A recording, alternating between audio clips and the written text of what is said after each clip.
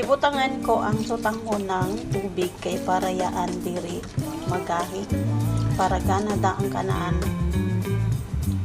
texture gaya pag iluto ta. So I have here outside. So idi ka na karni, atsal, carrots, tapos yagisa na ako na sibuyas o ahos. Ang procedure ko ng pagluto ay unahon ko ang toyo na ay para mahamutayaan. Kung ay lutuon ko na ay ang toyo para hamutay ang pagbutang sa karni mahalog dayon karon da sa ilasa daan ang kana karni butang data ang karni aron ya so yung gihod na adsal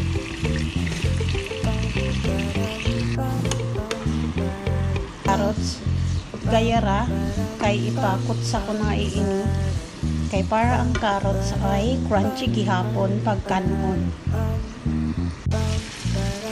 Butangan na natin ng tubig. Tagadan ta na magkulog gayud yan. Yag kulog dayaan.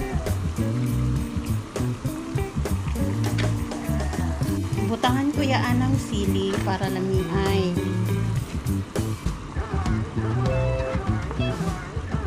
Sanda.